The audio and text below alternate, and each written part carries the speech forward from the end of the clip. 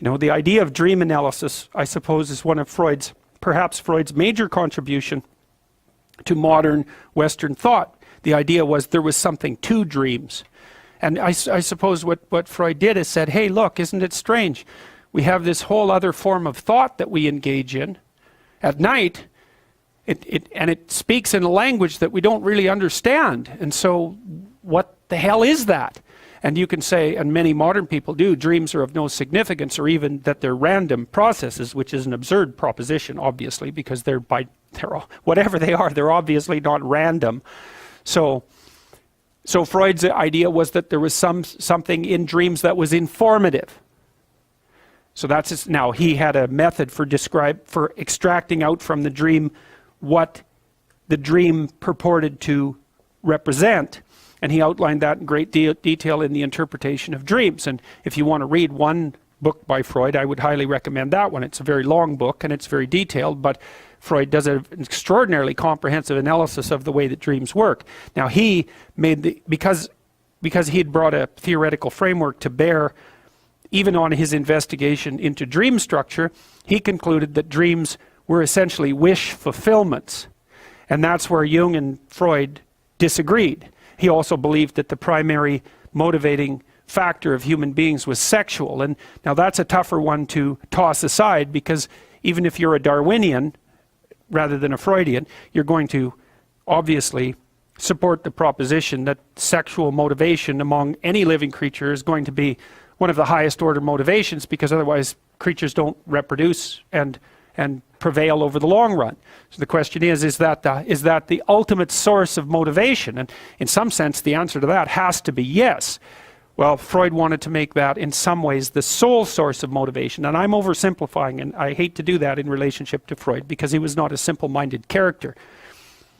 Jung had a dream once, if I remember correctly, that Freud and Jung were excavating a basement. And so Freud had already discovered the basement, let's say, so that would be the unconscious structure of the psyche. And Jung broke through into another basement that was a multi-chambered place, so many, many, many rooms. And I suppose what drove Jung and Freud apart was Jung's proposition that there was a hell of a lot more going on down there than had already met the eye. And they broke on the idea that the sexual impulse was primary, roughly speaking. They broke when Jung wrote a book called Symbols of Transformation, which is actually, there's 3 books that I know of that are sort of like maps of meaning. One is Symbols of Transformation. One is a book by Erich Neumann called The Origins and History of Consciousness. And the third one, well, is Maps of Meaning. They're the same book. They're just like they're trying to solve the same problem from 3 different directions. They're all attempts to address the same problem. And so Symbols of Transformation was a book that Jung wrote about the fantasies of a schizophrenic American woman. And he was trying to relate her fantasies to these old mythological ideas. And Jung's idea, essentially, and this is an idea that was shared by people like Piaget, so we're not going to say that Jung or Freud just pulled this idea out of the air, was that the birthplace of mythology and literature, for that matter, was the dream. That they share structural, that they share what? Mode of information presentation. And it's a relatively radical hypothesis, but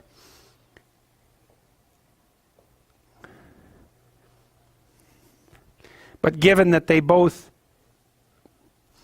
represent dreams and mythological representations share an essentially narrative structure, and they're literary like, you know, I mean, it's not so unreasonable to notice that a dream at night is like the movie that you play in your head.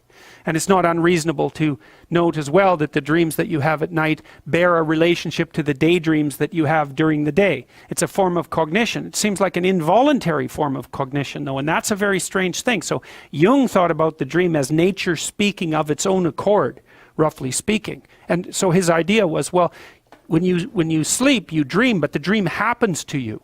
It's not something that you create the way that, and you don't even think about creating it. Because I might say, well, what are you thinking about? And you'll say, I'm thinking about whatever it is, and you'll take credit in some sense for thinking that because it seems like a voluntary activity. But what happens at night is that you think, but you think involuntarily. And so what Jung would say is that means that something is thinking in you. And that's a perfectly reasonable way of looking at it. And this is one of the things that's uncanny about the psychoanalysts, is they were willing to take their observations to their logical conclusion. There are things that think in you. What are those things? And what are they thinking? And why are they thinking it?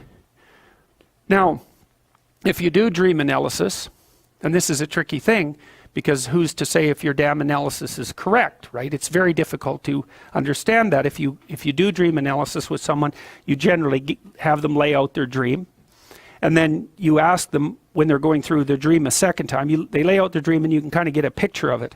And then they lay out their dream a second time, and as they go through it, every time they mention a detail or a character, you ask them what that reminds them of. And the hypothesis is that the dream is presenting an image or an idea that's associated with a network of ideas, and that if you can expand on the network of ideas as you go through the dream, you can elaborate on the dream, you can expand it upwards, and you can start to see what it might be attempting to put forward. Now, Freud's idea was that the dream knew what it was doing, but that its content was being suppressed and oppressed by an internal censor. So the dream had to be sneaky about what it was saying because it was going to deliver a message that the person didn't want to hear.